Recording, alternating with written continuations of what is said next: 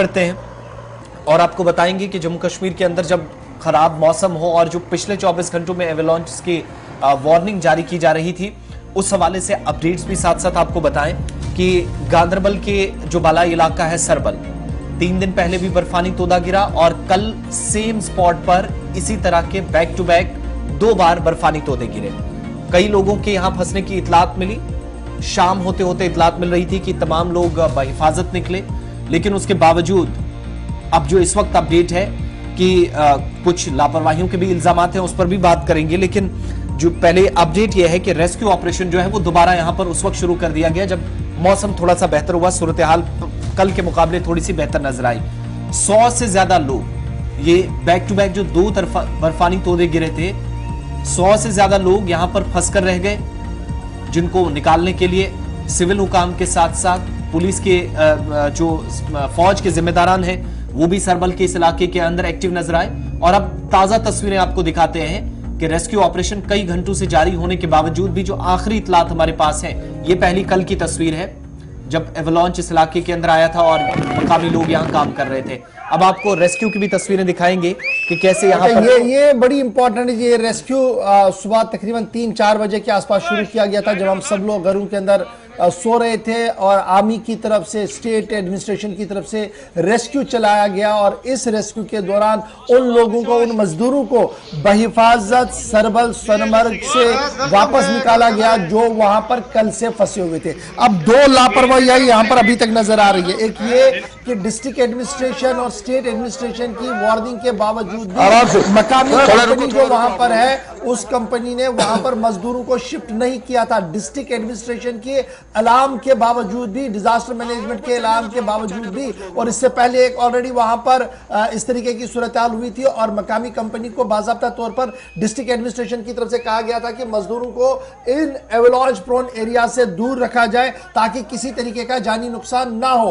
कल जब back to back 2 एवेलांच आए, उसके बाद इस बात का खुलासा हुआ कि तकरीबन 100 से ज्यादा लोग मजदूर वहां पर फंसे पड़े हैं, जिसके बाद आर्मी ने आज सुबह ऑपरेशन शुरू किया है।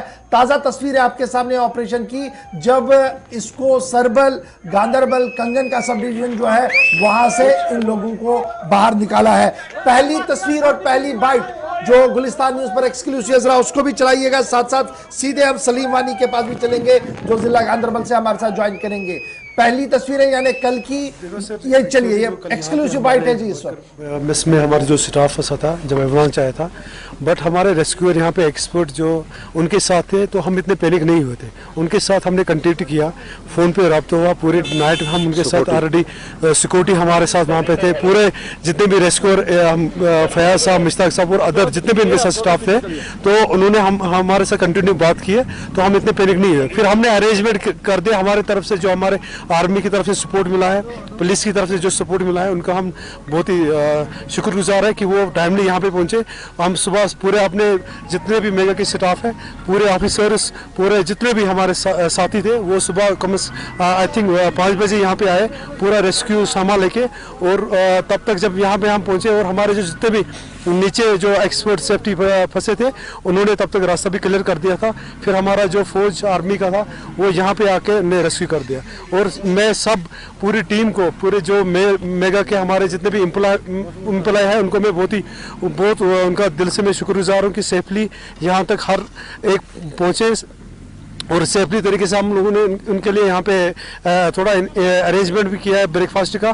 फिर उसके बाद आगे जो फर्दर इंस्ट्रूमेंट हम को भी इंस्ट्रक्शन मिल जाएगी तो उनको हम यहाँ से ट्रांसपोर्ट कर देंगे।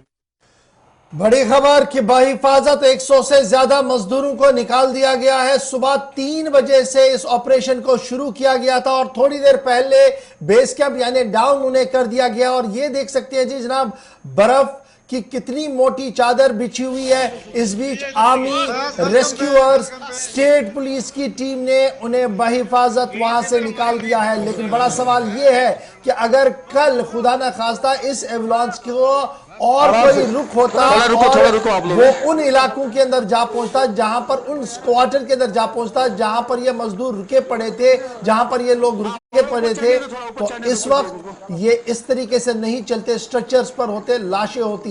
बड़ा सवाल यह है कि इस सब के बीच जिम्मेदारी किसकी है? डिस्ट्रिक्ट एडमिनिस्ट्रेशन की तरफ से अगर एडवाइजरी जारी कर दी गई तो उसके बावजूद भी 100 से ज्यादा मजदूरों को इन एवलांच प्रोन एरियाज के अंदर काम करने की इजाजत किसने दी है? क्या ये इंसानी जानों के साथ खेलने के बराबर तो नहीं है? एक बड़ा सवाल जो इस वक्त पूछा जा रहा है गांधरबल और पूरे जम्मू कश्मीर अच्छा, की इस आवाम बात कल के की ये सामने। जब की तस्वीरें हैं, आप इनमें भी अंदाजा लगा सकते हैं कि जिन इमारतों में मजदूर थे, आज ही हम आपको बता रहे हैं कि 135 है, कल असल तादाद पता नहीं थी, और बाकायदा वीडियो शूट हो रही थी और सबको इससे बाहर यानी इन शेड से बाहर न निकलने की हिदायत दी जा रही थी। और सुबह होते होते पता चला कि 150 के करीब लोगों की जान बमुश्किल बचाई जा सकी है। कल तक शायद इसे मजाक समझा जा रहा था या बहुत नॉर्मली या हल्के में इस चीज को लिया जा रहा था, लेकिन 130 से ज्यादा लोग जो मजदूर थे, मुख्तलिफ हिस्सों से इनका ताल्लुक, और इस बाला इलाके के अंदर कंपनी के साथ काम करते हैं। और अब इंतजामिया ने खुद इस बात की तस्दीक भी कर दी है कि बताने के बावजूद भी नहीं निकले। एक बड़ा हादसा। अच्छा जी, सीधे हम गांधरबल चलेंगे। सलीम वानी इस वक्त हमारे साथ है। सलीम, बहुत शुक्रिया जी ज्वाइन करने के लिए। रात को भी आप अपडेट कर रहे थे और लगातार आप सरबल जो सरमद के आसपास का इलाका है वहां पर नजर बनाए रखे हुए। रेस्क्यू रिलीफ ऑपरेशन की हम तस्वीरें चला रहे हैं। क्या मैं ये समझूं कि सारे 135 के करीब जो लोग थे ये नीचे लाए गए हैं, अब ऊपर कोई नहीं है? क्योंकि इससे पहले भी जो मकामी एजेंसी है उन्होंने बार बार एडमिनिस्ट्रेशन को कहा था कि हमने रिलोकेट कर दिया जी सबको, अब कोई नहीं है। लेकिन जब बर्फानी तोदे ने अपना रुख दिखाया उसके बाद यह खबर आई कि लोग तो फंसे पड़े हैं।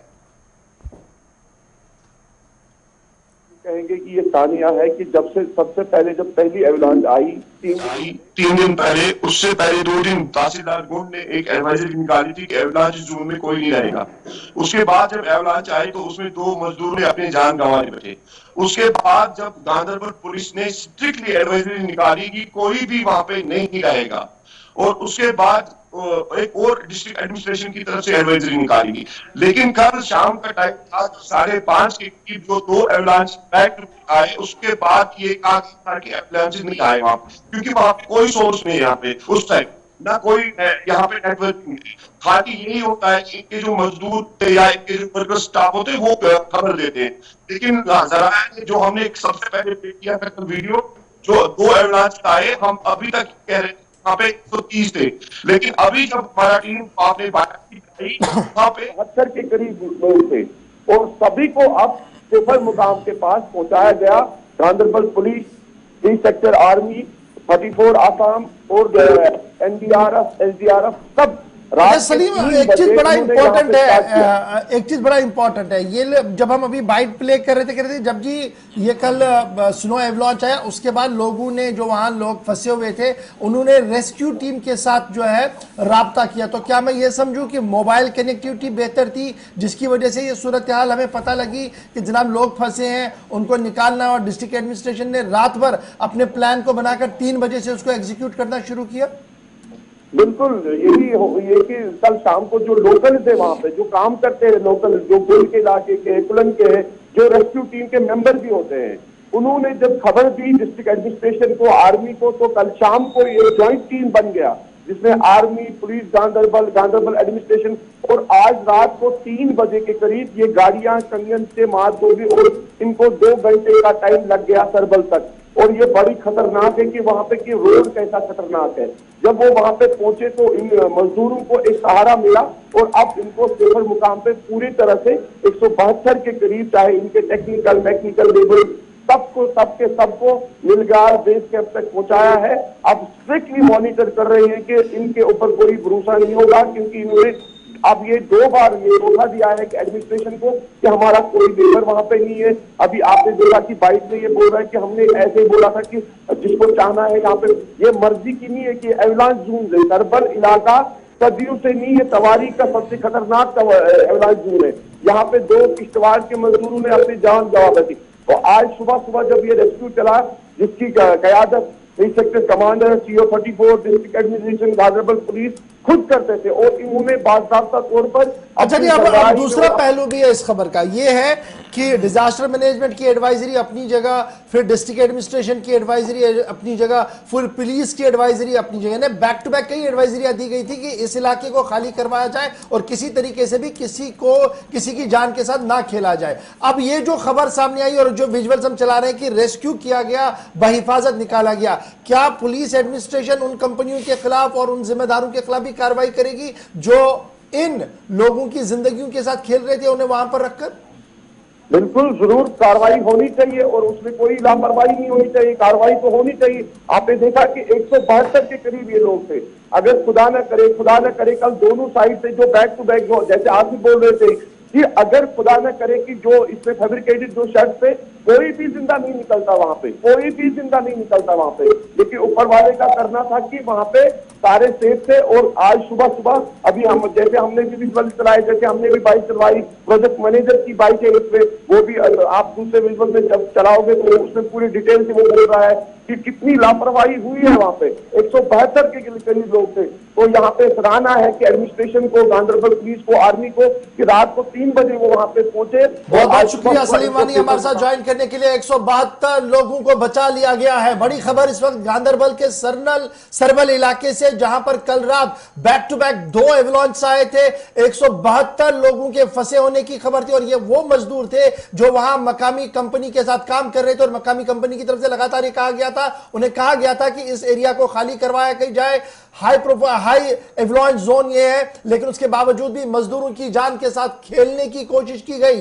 बहिफाजत आर्मी, डिस्ट्रिक्ट एडमिनिस्ट्रेशन की मदद से 172 मजदूरों को निकाला गया। तस्वीरें आपके सामने हैं कि किन मुश्किल तरीन हालात से इनको निकाला गया होगा और किस तरीके से रात इन मजदूरों ने गुजारी होगी जब बैक टू बैक 2 एवलांच आए और उसके बाद उनका राब्ता स्टेट और या डिजास्टर मैनेजमेंट की टीम के साथ कटा और रात भर कैसे ये गए होंगे और इस वक्त ये अपनी जिंदगियां बचाकर पुलिस और आर्मी की मदद से अब वापस बेस कैंप पहुंच चुके हैं। लेकिन बड़ा सवाल यह है कि बैक टू बैक 3 एडवाइजरियां आने के बावजूद भी अगर मजकूरा प्राइवेट कंपनी इस तरीके से काम करेगी तो क्या कानून अपना काम करेगा? सूबाई और डिस्ट्रिक्ट एडमिनिस्ट्रेशन क्या उनसे पूछेगी कि अगर किसी की मौत होती तो जिम्मेदार